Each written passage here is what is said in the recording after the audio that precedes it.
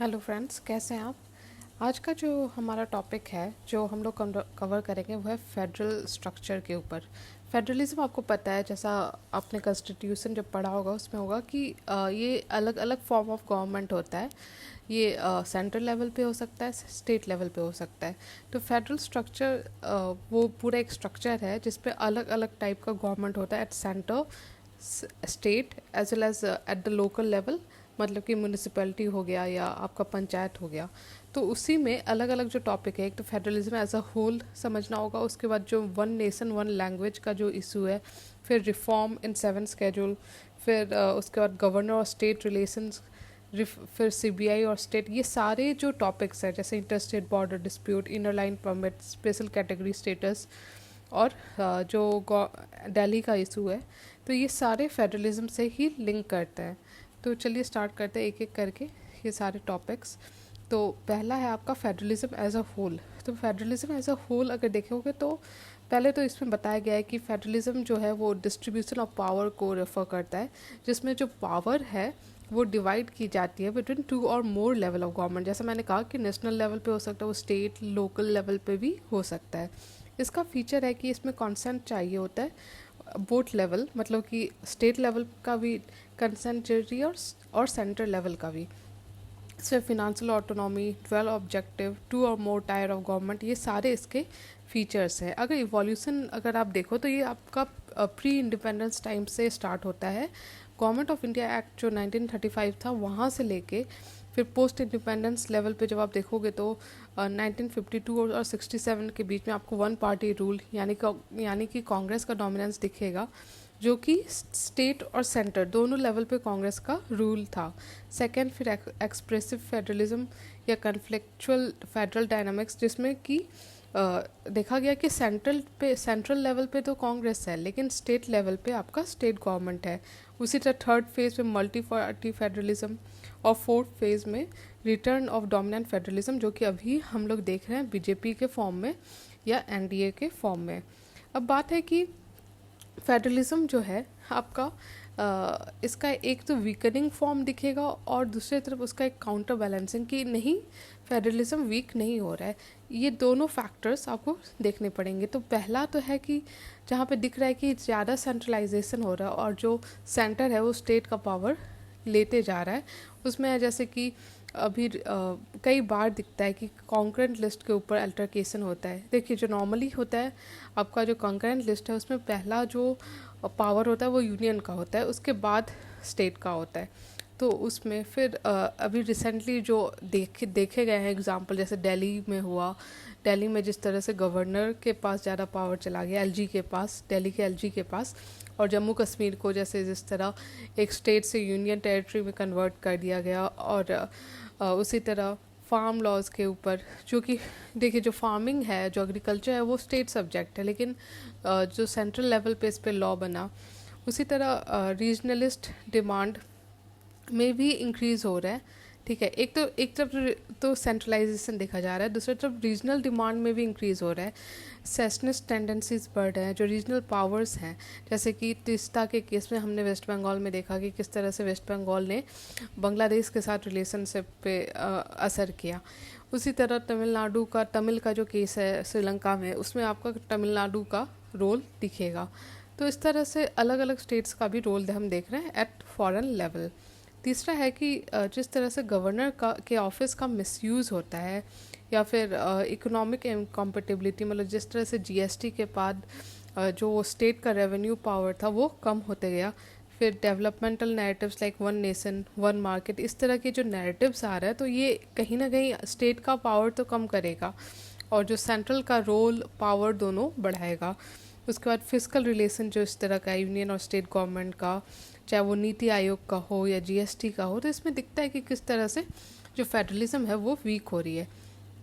और उसी तरह काउंटर बैलेंसिंग में आपका होगा कि किस तरह से ये स्ट्रेंथन भी हो रही है, मतलब हॉरिजॉन्टल फेडरलिज्म बढ़ रहा है, कोऑपरेटिव फेडरलिज्म बढ़ रहा है। मतलब नीति आयोग आने के बाद हमने देखा कि जो स्टेट्स के बीच में कंपटीशन भी है और साथ में कोऑपरेशन भी है। जो एस्पिरेशनल डिस्ट्रिक्ट प्रोग्राम हुआ नीति आयोग का, ये उसका एक एग्जाम्पल है। उसी तरह फिनेंशियल रिवॉल्यूशन का रिफॉर्म हुआ, जो फिनांस कमीशन है वो और ज़्यादा स्टेट ओरिएंटेड उसका पूरा डिवीज़न है। फिर जो नेक्स्ट है कि vital role played by the state government, मतलब कोविड का जो पूरा था उसमें अगर स्टेट अपना रोल प्ले नहीं कर रही है अच्छे से तो जो जनरल पब्लिक थी वो सफ़र करती। सेंटर तो गाइडलाइंस ही दे रहा था, स्टेट ही था जो मेनली उसको इम्प्लीमेंट कर रहा था।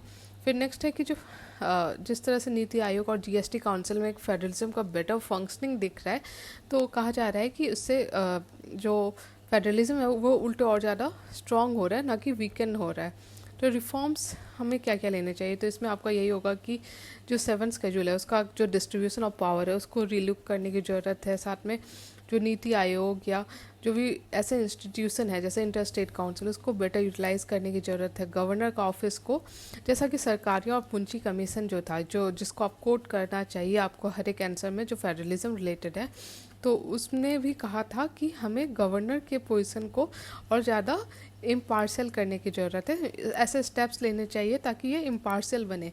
उसी तरह डिवॉल्यूशन की ज़रूरत है of power to the state and local government, क्योंकि जितना ग्रास रूट पे लेवल पे काम होगा, जितना पावर टू द पीपल होगा, ठीक है, उतना अच्छा काम होगा। बिकॉज काम तो अल्टीमेटली लोकल लेवल पर ही होता है।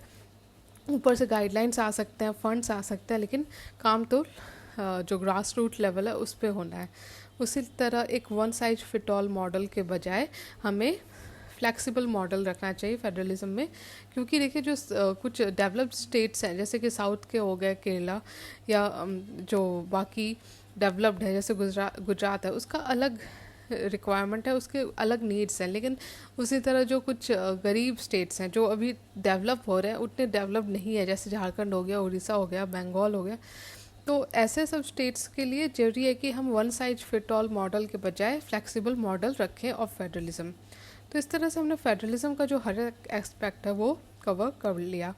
इसी में अब आगे जाके जो टॉपिक है पहला वो है वन नेशन वन लैंग्वेज, यानी कि एक हमारा देश है तो एक जो कम्युनिकेटिंग लैंग्वेज होना चाहिए, एक कनेक्टिंग लैंग्वेज होना चाहिए, उसके बारे में है। तो इसमें आपका हिंदी के बारे में है कि हिंदी एज अ लिंग्वा फ्रैंका। तो आपको पहले बेसिकली तो पता होना चाहिए हिंदी के बारे में फ्रॉम प्रीलिम्स पर्सपेक्टिव, लेकिन जब आप मेंस पर्सपेक्टिव से देखा जाएगा तो इसमें आपको वो जो डिबेट है कि क्या हिंदी को एक लिंक लैंग्वेज की तरह यूज़ करना चाहिए या नहीं करना चाहिए, उस पर पता होना चाहिए। तो पहला तो है कि नीड क्यों है, तो पहला तो it shows the brotherhood spirit. जब हम चाहते हैं कि इंडिया का एक कॉमन एक लैंग्वेज हो एट वर्ल्ड लेवल या यूएन में, तो वो हिंदी ही हो सकती है। और साथ में ये ब्रदरहुड स्पिरिट, मतलब नॉर्थ हो, साउथ हो, ईस्ट हो या वेस्ट हो, एक ब्रदरहुड वाला स्पिरिट है हिंदी का। दूसरा कि एडमिनिस्ट्रेटिव एफिशिएंसी, यानी कि जितना ज़्यादा एडमिनिस्ट्रेटिवली एक कॉमन लैंग्वेज होगा उतना ईजी होगा, मतलब जो हैसल होता है या जो भी इनएफिशिएंसी है वो कम होगी। तीसरा है कि ये सर्विस डिलीवरी में बेटर होगा, क्योंकि एक कॉमन लैंग्वेज है तो उससे क्वालिटी पूरा एंश्योर करने में फ़ायदा होगा। चौथा है कि मनी और टाइम में इन्वेस्टमेंट जो है वो बचेगा, क्योंकि ऑफ कोर्स जब आप अलग अलग लैंग्वेज में कर रहे हो, यूज़ कर रहे हो, तो हर में फिर ट्रांसलेशन की ज़रूरत है और साथ में पब्लिक डॉक्यूमेंट अवेयरनेस हर चीज़ पे, तो उसके कारण मनी और टाइम लगता है जो कि बच जाएगा अगर हम हिंदी को यूज़ करें। पांचवा है कि इससे कोऑपरेशन जो है वो प्रमोट होगा। लेकिन आपका जो इसका दूसरा साइड है कॉइन का, उसको भी देखना पड़ेगा कि इश्यूज़ क्या क्या होगा। पहला तो ये डाइवर्सिटी के अगेंस्ट है, हमारा देश इतना डाइवर्स है तो हम एक ही लैंग्वेज को कैसे फोर्स कर सकते हैं। दूसरा कि फेडरल इशू, देखिए जो स्टेट लेवल पे जो लैंग्वेज का इशू है वो स्टेट लेवल पे डील करना चाहिए, ना कि नेशनल लेवल पे या सेंट्रल लेवल से इम्पोज करना चाहिए। तीसरा है कि प्लूरलिस्टिक सोसाइटी है, यानी कि हम लोग का सलाद बॉल मॉडल है सोसाइटी का, यानी कि अलग अलग लोग, अलग अलग रिलीजन, रीजन, लैंग्वेज, मतलब कि इतनी सारी लैंग्वेजेस हैं और लैंग्वेजेस के में खुद में बहुत ज़्यादा डाइवर्सिटी है।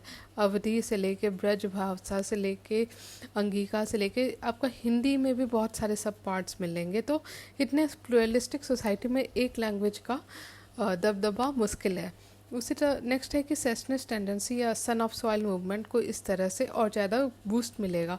अब देख लीजिए कि जो बांग्लादेश का डिवीज़न हुआ है वो उसका एक मेन कारण था लैंग्वेज इशू, कि जो हमारा पाकिस्तान है वहाँ पे उर्दू यूज़ होता था, जबकि जो बांग्लादेश वाला पाकिस्तान था वहाँ पे आपका बंगाली यूज़ होता था। तो उसके कारण सेसेशनिस्ट टेंडेंसी देखा गया। फिर इकोनॉमिक इम्पैक्ट भी है, साथ में माइनॉरिटी लैंग्वेज को भी थ्रेट है। अगर इस तरह से एक ही लैंग्वेज पे ज़्यादा जोर रहेगा तो हो सकता है माइनॉरिटी लैंग्वेज जो है वो लुप्त हो जाए। तो इस तरह से आपको दोनों साइड ऑफ द कॉइन समझना पड़ेगा। वे फॉरवर्ड में वही है कि हमें 3 लैंग्वेज फार्मूला पे हम देख सकते हैं, फिर हमें डाइवर्सिटी को भी रेस्पेक्ट करना चाहिए, और साथ में अगर हम नेशनल लेवल पे कोई लैंग्वेज ला रहा है तो ज़रूरी है कि साथ में हम लोकल लैंग्वेज को भी स्ट्रेंथन करें। उसके बाद नेक्स्ट है आपका जो 7 स्केड्यूल है उसके रिफॉर्म के बारे में, उसको रिविज़िट के बारे में। तो बात क्यों हो रही है कि हमें जो 7 स्केड्यूल है जो कि डिवीज़न दिखाता है बिटवीन स्टेट सेंटर और साथ में जो कंकरेंट लिस्ट है उसका, तो उसको रिविज़िट करने का क्यों ज़रूरत है। तो पहला रीज़न तो है कि हम जो 3F यानी कि फंड, फंक्शन और फंक्शनरीज़ को ज़्यादा अच्छे से डिवॉल्व कर सकेंगे अगर इस जो स्केड्यूल को अच्छे से रिविज़िट किया जाए साइंटिफिकली और एफिशिएंटली तरीके से। दूसरा है कि to ensure appropriate placement of new and existing entries, मतलब कि कई सारे ऐसे एंट्रीज़ हैं जो कि नए हैं, नए ज़माने में नई नई एंट्रीज़ हो रही हैं, तो उसका भी डिवीज़न सही तरीके से होना जरूरी है। और archaic as it is inherited from government of India act of 1935, जो ये पूरा डिवीज़न है ये गवर्नमेंट ऑफ इंडिया एक्ट 1935 के बेसिस पर है, जो कि बहुत पुराना है खुद में। फिर नेक्स्ट है कि to address dominant position of centre over concurrent list. देखिए अभी तक क्या है कि अगर किसी मैटर पे सेंटर कुछ कहता है और स्टेट कुछ अलग कह रहा है तो पहला से जो है वो सेंटर का होता है, उसके बाद ही स्टेट का होता है, तो स्टेट कहीं ना कहीं इसमें पिछड़ा हो जाता है। नेक्स्ट है कि स्टेट का जो डिमांड है ग्रेटर ऑटोनॉमी के लिए उसमें भी ये जरूरी है। छठा है कि to address centralisation transfer of subject from state to concurrent list by 42nd amendment. तो इस तरह से हमने समझा कि डिमांड क्यों हो रही है एक 7 स्केड्यूल को रीस्ट्रक्चर करने का। तो रैशनल है कि वही यूनिटी और इंटेग्रिटी के लिए अच्छा होगा। दूसरा कि रेस्पॉन्सिव गवर्नमेंट होगा, क्योंकि अच्छे से अगर सब्जेक्ट्स डिवाइडेड है तभी तो अच्छे से फंक्शनिंग भी होगी, क्योंकि कुछ चीज़ें हैं जो सेंट्रल लेवल पे होनी चाहिए, कुछ चीज़ें हैं जो स्टेट लेवल पे होना चाहिए। तो अगर ये डिवीज़न ही गड़बड़ है तो फंक्शनिंग तो गवर्नमेंट का सफ़र करेगा ही। नेक्स्ट है कि बैलेंस्ड इकोनॉमिक डेवलपमेंट, ताकि जो भी डिवीज़न है, कुछ कुछ ऐसे डिवीज़न है जो कि सेंट्रल लेवल पे ही बेटर डील किया जा सकता है, जैसे इंटरस्टेट ट्रांसपोर्ट या आपका जीएसटी का इशू हो गया। तो उस फिर नेक्स्ट है कि डाइवर्सिटी को प्रमोट करने के लिए, उसके बाद कोऑपरेशन यूनियन और स्टेट के बीच में सेंटर स्टेट कॉन्फ्लिक्ट को बेटर डील करने के लिए। तो इस तरह से हमने ये टॉपिक ओवरऑल आप समझ गए होंगे कि क्यों ये डिमांड हो रहा है। फिर नेक्स्ट है गवर्नर स्टेट रिलेशन के ऊपर।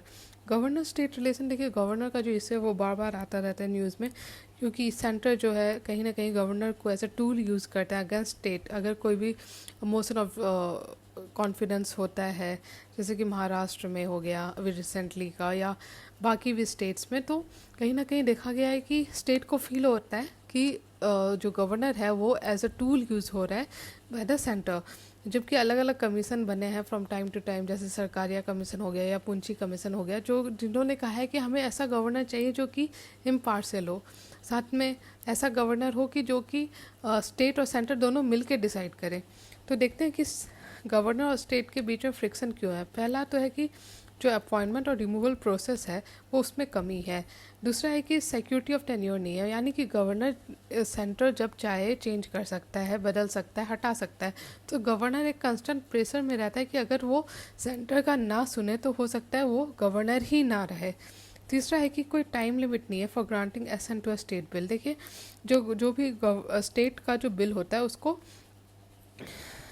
एसेंट के लिए गवर्नर के पास भेजा जाता है, लेकिन कोई टाइम लिमिट नहीं है उसके लिए। चौथा है कि लेजिटिमेसी, यानी कि आपको पता है कि गवर्नर तो सेंटर के द्वारा अपॉइंट किया जाता है, उनके पास कोई लेजिटिमेसी नहीं होती है। तो वो जो लेजिटिमेसी की कमी है उसके कारण भी फ्रिक्शन प्रॉब्लम क्रिएट होता है। नेक्स्ट है कि गाइडलाइंस नहीं है, lack of guidelines to exercise power, और साथ में मैकेनिज्म नहीं है जिससे कि अगर मान लीजिए वेस्ट बंगाल में गवर्नर के साथ प्रॉब्लम हो रहा है, ठीक है, तो उसको कैसे एमिकेबली सॉल्व किया जाए, वैसा कोई इंस्टीट्यूशन नहीं है, तो चीज़ें और बढ़ती ही जाती हैं। तो इसीलिए जो सरकारी और पूछी कमीशन है या फिर national commission to review the working of the constitution, उन्होंने अलग अलग रिकमेंडेशन किया जिसको फॉलो करना चाहिए। जैसे कि सरकारी कमीशन ने कहा है कि 5 साल का टर्म होना चाहिए। उसी तरह आर्टिकल 356 को कम से कम यूज़ करना चाहिए। साथ में पूंजी कमीशन ने कहा है कि एक फ़िक्स टेन्योर देना चाहिए गवर्नर को। तो इस तरह से आप ये देख सकते हो। उसी तरह जुडिशल मतलब कि केसेस गए हैं कोर्ट में इस बारे में, तो वो माई केस है जिसमें कहा गया था कि आर्टिकल 356 जो है जो एक्सेप्शनली ही यूज़ करना चाहिए। उसी तरह रामेश्वरम प्रसाद केस हुआ जिसमें कहा गया था कि unsubstantial claim of horse trading और corruption in efforts at government formation can not be cited as reason to dissolve the assembly. उसी तरह नवम रबिया केस है। तो ये दिखाते हैं कि जो गवर्नर और जो स्टेट का टसल है वो अभी कंटिन्यू करेगा और फेडरलिज्म का ये इम्पॉर्टेंट पार्ट है, तो आपको ये समझ में आना चाहिए। फिर नेक्स्ट टॉपिक है सीबीआई और स्टेट। देखिए हमेशा कहा जाता है कि सीबीआई एक पैरट की तरह है जो कि सेंटर के कंट्रोल में है। तो सीबीआई को कहा जाता है कि सेंटर जो है वो स्टेट के अगेंस्ट यूज़ करता है, तो इसीलिए ये न्यूज़ में रहता है कई बार। तो जो फेडरलिज्म का एस्पेक्ट है और कैसे सीबीआई और का स्टेट का जो टसल होता है, पहले तो आप ये समझिए कि पुलिस जो है वो स्टेट सब्जेक्ट है, ठीक है। और सेक्शन 5 और 6 जो है डीपीएससी एक्ट का वो डील करता है with extension of power and jurisdiction. तो कई बार ऐसा होता है कि जो स्टेट मैटर है उसमें सीबीआई को घुसने में प्रॉब्लम होता है क्योंकि जो सिक्योरिटी है वो स्टेट मैटर है। और दूसरा कि सीबीआई को ना अगर किसी स्टेट में फंक्शन करना है तो उसे कंसेंट लेना पड़ता है, उस स्टेट का जनरल कंसेंट लेना पड़ता है। तो कई बार स्टेट गवर्नमेंट जो है विड्रॉ कर लेती है कंसेंट, सेंटर से कोई अनाबनी के कारण सेंटर से जो जनरल कंसेंट है उसको ही विड्रॉ कर देती है और इसके कारण जो सीबीआई का पूरा फंक्शनिंग है वो इम्पैक्ट करता है। उसी तरह एक्स्ट्रा टेरिटोरियल ऑपरेशन में कहा जाता है कि सीबीआई के पास स्पेशलाइज्ड इंफॉर्मेशन है, टेक्निकल नॉलेज है। तो कॉन्स्टेंटली सीबीआई और स्टेट के बीच में टसल देखा गया है। इम्पैक्ट क्या होता है? एक तो पॉलिटिक्स ओवर फेडरलिज्म स्टेट के फंक्शनिंग को इम्पैक्ट करता है और साथ में इन्वेस्टिगेशन पे भी इम्पैक्ट करता है। अगर कोऑपरेटिव फेडरलिज्म में ये सब इशू क्यों इमर्ज होते हैं, तो पहला तो ये कंकरेंट जुरिस्डिक्शन का है, दूसरा है कि पावर टिल्टेड टू सेंटर, तीसरा कम्प्लेक्सिटी ऑफ आर्टिकल 131, चौथा कि to foster coordination and conflict resolution. तो ओवरऑल अगर फ्यूचर में देखें कि कैसे ये जो फ्रिक्शन और टसल है इसको कैसे डील किया जाए, तो देखिए पहले तो आपको ट्रांसपेरेंट रखना पड़ेगा। सीबीआई का जो फंक्शनिंग है उसको ट्रांसपेरेंट रखना चाहिए दोनों सेंटर और स्टेट के बीच में। दूसरा कि जो अलग अलग कमिटीज़ टाइम टू टाइम बनती है, जैसे सरकारी और पूंजी कमीशन बनी थी, तो उसके जो भी रिकमेंडेशन हैं उसको फॉलो करना चाहिए। साथ में जो इंटरस्टेट काउंसिल, मतलब कि फेडरलिज्म को अच्छे से करने के लिए कुछ इंस्टीट्यूशन है हमारे यहाँ, जैसे कि इंटरस्टेट काउंसिल हो गया, आर्टिकल जो हमारे कॉन्स्टिट्यूशन के आर्टिकल है उसमें भी मेंशन है। साथ में फिर दूसरा जोनल काउंसिल हो गया। तो इस तरह के जो प्लेटफॉर्म है उसको यूज़ करना चाहिए। तीसरा है कि फिस्कल स्पेस भी देना चाहिए जो स्टेट्स हैं उनको। चौथा है कि इलेक्ट्रल रिफॉर्म्स भी जरूरी है ताकि जो टसल है बिटवीन सेंटर और स्टेट वो कम से कम हो, और ऐसे जो इंस्टीट्यूशन हो हैं जैसे कि सीबीआई हो गया या गवर्नर हो है, तो उसके बीच में कन्फ्लिक्ट मिनिमम हो। और अगर हम स्पेसिफिक रिकमेंडेशन देखें जैसे सीबीआई के लिए, तो यूरोपियन प्रिंसिपल ऑफ सब्सिडियरिटी इसमें फॉलो किया जा सकता है। तो इस तरह से हमने समझा कि सीबीआई से रिलेटेड टसल का इशू। अब नेक्स्ट है interstate border disputes in India. ये मैंने ऑलरेडी एक वीडियो में करा रखा है जो कि आप मेरे प्लेलिस्ट में देख सकते हो, आप उससे गो थ्रू कर सकते हो, लेकिन तब भी मैं एक बार यहाँ पे रिवाइज करा देती हूँ कि देखिए reason for interstate border dispute, पहला तो है कि पॉलिटिकल अपॉर्चुनिज्म के कारण of using interstate dispute for vote bank politics, मतलब कि जो पार्टीज़ हैं वो अपना ज़्यादा दिखाने के लिए पब्लिक को कि हम कितना काम कर रहे हैं, वो as a vote bank politics उसको यूज़ करते हैं। दूसरा कि ब्रिटिश का जो पॉलिसी है, जिस तरह से डिवीज़न है, जैसे कि नॉर्थ ईस्ट में ही ब्रिटिशर्स ने बहुत वेगली डिवाइड किया है, तो उसके कारण भी प्रॉब्लम क्रिएट होता है। तीसरा है कि फेलियर ऑफ कॉन्स्टिट्यूशनल मैकेनिज्म, जैसे कि इंटरस्टेट काउंसिल है या जो दूसरी बॉडीज़ हैं जैसे जोनल काउंसिल हो गया, तो इसका अच्छे से यूज़ नहीं होता है, तो जो कन्फ्लिक्ट है या टसल है वो और ज़्यादा ग्रो करता है। नेक्स्ट है कि थ्रेट परसेप्शन, यानी कि जो इंडिजिनस पीपल हैं या ट्राइबल पॉपुलेशन है या उस रीजन में रहने वाले वल्नरेबल्स हैं, उनको हमेशा एक थ्रेट लगा रहता है, तो इसके कारण भी जो इंटरस्टेट डिस्प्यूट है वो देखा गया है। फिर नेक्स्ट है कि कम्प्लेक्सिटी ऑफ टेरेन, कई सारे ऐसे रीजन है, जैसे नॉर्थ ईस्ट का ही एग्जांपल ले लीजिए, तो बहुत ज़्यादा डिफ़िकल्ट टेरेन है, बहुत रफ टेरेन है, माउंटेन्स है, रिवर्स है, तो एग्जैक्टली डिवाइड करना उतना आसान नहीं होता है, तो वो जो वेगनेस है उसके कारण फिर प्रॉब्लम क्रिएट होता है। फिर जैसा मैंने कहा कि जो अलग अलग काउंसिल है, जैसे जोनल काउंसिल हो गया या नॉर्थ ईस्टर्न काउंसिल है, वो अच्छे से काम नहीं कर रही। अगर ये अच्छे से काम करती तो फिर स्टेट लेवल पे इतना प्रॉब्लम नहीं होता।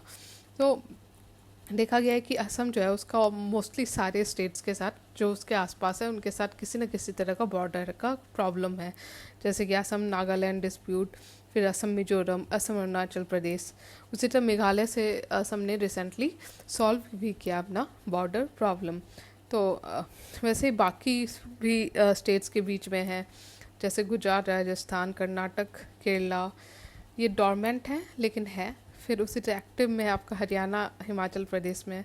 तो जो कॉन्सिक्वेंसेस होते हैं, पहला तो सोशल कि वायलेंस होंगे बिटवीन स्टेट्स, फिर दूसरा इकोनॉमिक कि ग्रोथ और डेवलपमेंट जो है, जो उस एरिया में डिस्प्यूटेड एरिया में रहता है उसको हमेशा लगता है कि वो पता नहीं किस स्टेट में जाएगा पहले तो। दूसरा कि उसके डेवलपमेंट में प्रॉब्लम होता है कि दोनों स्टेट्स उस एरिया पे अपना प्रेशर दिखाते हैं कि ये मेरा है, हक दिखाते हैं, और उसके कारण वहाँ पे डेवलपमेंट ही नहीं होता है। तीसरा पॉलिटिकल, मतलब कि डोमिनो इफेक्ट की तरह, एक चेन रिएक्शन की तरह ये बढ़ता ही जाता है, और दोनों स्टेट्स के बीच में एक ट्रस्ट डेफिसिट एक एरिया में होने के कारण फिर दूसरे एरिया में स्पिल ओवर उसका देखा जाता है। और ओवरऑल अगर ये चीज़ें कंटिन्यू करी तो सेसेशनिस्ट टेंडेंसीज या जो भी मिलिट्री ऑर्गेनाइजेशन है वो इसका मिसयूज़ कर सकते हैं। तो बात होती है कि इसमें वे फॉरवर्ड में कि स्टेट कमिटीज़ बनना चाहिए, पीस और ट्रांसक्विलिटी मेंटेन होना चाहिए अराउंड डिस्प्यूटेड एरिया। फिर नो मैंस लैंड भी क्रिएट कर सकते हैं ताकि कोई भी स्टेट उसमें हक ना जमा पाए, दोनों मतलब नो मैंस एरिया करके क्रिएट कर सकते हैं। उसी तरह इंटरस्टेट काउंसिल, जोनल काउंसिल का यूज़ करके। फिर पॉलिटिकल एफर्ट्स, मतलब देखिए पॉलिटिसाइजेशन जो है कहीं ना कहीं बहुत सारे नेगेटिव इफ़ेक्ट्स डालता है पॉलिटिक्स के लिए, अपने वोट बैंक के लिए लोग अलग अलग, कहीं पे रीजनलिज्म आपको दिखेगा, कहीं पे जो लैंग्वेज का इशू है वहाँ वो दिखेगा। तो इस तरह से आप समझ गए होंगे ये जो इंटरस्टेट डिस्प्यूट के बारे में। अब नेक्स्ट है inner line permit. Inner line permit देखिए जो इसकी डिमांड आ रहा है कुछ नए स्टेट्स से, जैसे कि मणिपुर में इसको एक्सटेंड करने की बात हो रही थी। तो इनर लाइन परमिट एक ऐसा डॉक्यूमेंट है जिसके थ्रू आप इस मैप में जो देख रहे हैं, जो ये वाले एरियाज़ हैं, इसमें ट्रैवल कर सकते हैं। नहीं, बाकी एरियाज़ में आपको कोई परमिट नहीं चाहिए, पर लेकिन इस एरिया में आपको परमिट चाहिए होगा, जो कि आपका अरुणाचल प्रदेश, नागालैंड, मणिपुर, मिजोरम में है। तो इसी को एक्सटेंड करने का बात हो रहा था आपका मणिपुर में, ठीक है। तो इनर लाइन डॉक्यूमेंट जो है उसमें अलग अलग परमिट्स होते हैं, जैसे कि टूरिस्ट के लिए अलग, टेनेंट के लिए अलग, एम्प्लॉयमेंट पर्पस के लिए अलग, जबकि फॉरेनर्स को एक प्रोटेक्टेड एरिया परमिट की ज़रूरत पड़ती है। अगर हम इम्पैक्ट देखें और सिग्निफिकेंस देखें, पहले सिग्निफिकेंस देखते हैं।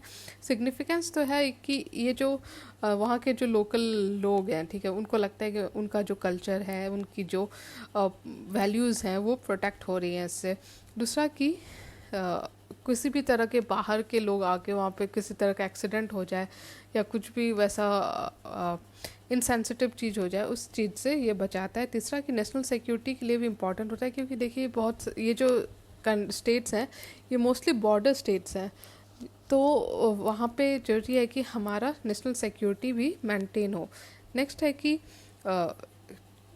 एक और फ़ायदा जो होता है कि इन स्टेट्स को लगता है कि उनको इकोनॉमिकली भी ये ग्रो कर सकते हैं without any outside intervention. Impact अगर देखें तो इकोनॉमिक इम्पैक्ट होता है कि टूरिज़्म जो है वो इफ़ेक्ट करता है, लोकल इकोनॉमी जो है वो अपना पोटेंशियल नहीं अचीव कर पाती, क्योंकि उन बाहर के लोगों को लगता है कि ये अनस्टेबल एरिया है, तो इसलिए यहाँ पे इनर लाइन परमिट है।